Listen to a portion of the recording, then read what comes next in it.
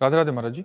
महाराज जी, मेरा प्रश्न है कि हमें हमेशा सफलता प्राप्त करने को कहा जाता है, वो सफलता आखिर है क्या? क्योंकि महाराज जी, मम्मी पापा हमें सफल होते देखना चाहते हैं, तो क्या सफलता वो होगी जो मेरे मन शांत करेगी, या मतलब भले ही कम में मिल रहा है बट देखो, सच्ची सफलता तो ये है कि हमें शांति मिल जाए, हमारा मन प्रसन्न हो जाए। नहीं, कोई सफल नहीं है जो जहां है उतने में भी उसको ईर्ष्या है, राग द्वेष है, अशांति है, ये माया है। ये चाह मिटती नहीं। जब तक चाह है तो अशांति है। और अशांतस्य कुतः सुखम, जो अशांत है वो सुखी कैसे हो सकता है? तो शांति संतोष में है। जितना प्रभु ने दिया है काफी है। अब हम अपने जीवन को भगवत मार्ग में लगाएं। हम भगवान का नाम जप करें, भगवत भाव से दूसरों की सेवा करें, भगवान की कथा सुने, भगवान का नाम कीर्तन करें। ये लक्ष्य है हमारा मनुष्य जीवन का लक्ष्य है भगवत प्राप्ति। मनुष्य जीवन का लक्ष्य है परम सुखी हो जाना। मनुष्य जीवन का लक्ष्य है परम शांत हो जाना। ये सब भगवान में होगा, माया में नहीं होगा। माया में तो जितना मिलता जाता है उतनी अशांति बढ़ती जाती है। देखने में लगता है कि बड़े मौज में है, लेकिन अशांति बढ़ी ना। जब हम मांग के खाते थे आराम से पड़े बिना बिजली के, तब शांति थी। या आज हम सोफा में बैठे हैं, गाड़ी में चलते हैं, लोगों को लगा होगा कि ये शांति है, लेकिन हमें लगा वो शांति थी, ये शांति नहीं समझ आ रहा है? हाँ, लोगों को लगता है व्यवस्था शांति प्रदान करेगी, बढ़िया मकान हो जाए, बढ़िया गाड़ी हो जाए, बढ़िया सब परिवार सुखी हो, बड़ा शांति रहेगी।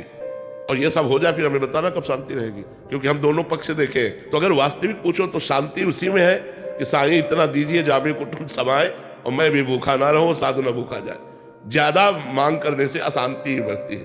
तो इसलिए नाम जप करो और लक्ष्य बनाओ भगवत भजन, और जीवन में शांति होती है भगवान से। रुपया पैसा से शांति नहीं होती, पक्का समझ लो। कल आंसू गिरते थे जब कोई गुड़ दे देता, 2 रोटी दे दिया, या 1 मिर्च दे दी, 2 रोटी दे दिया, तो लगता तो भगवान कितना ख्याल रखते हैं कि हम भूखे ना रहे। और भगवान ने मुझे तो रोटी पाते पाते रोना आता था कि कितने कृपाल हो भगवान आप। अगर किसी ने 100 ग्राम मीठा दे दिया तो भगवान कितना प्यार करते हैं, इसको प्रेरित करके 100 ग्राम मीठा। अब आप 1 कुंतल मीठा रख दो आके, कोई हाँ ठीक है बांट दो सब, वो बात खत्म हो गई।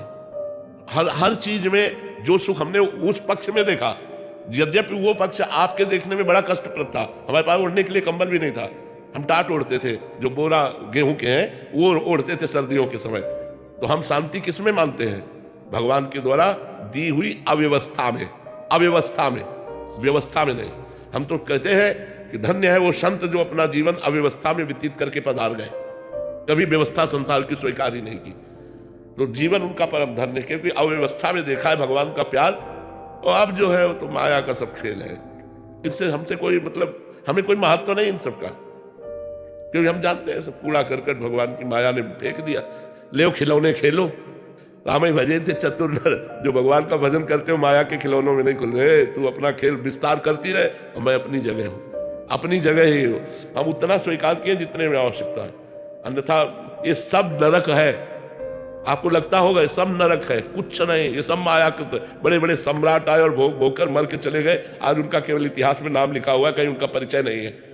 इसलिए मनुष्य जीवन की शांति भगवान के चरणों में है। खूब नाम जप करो, और जैसी परिस्थिति में हो, बहुत अच्छी परिस्थिति में हो, परिस्थिति बदलने की मांग कभी मत करना भगवान से।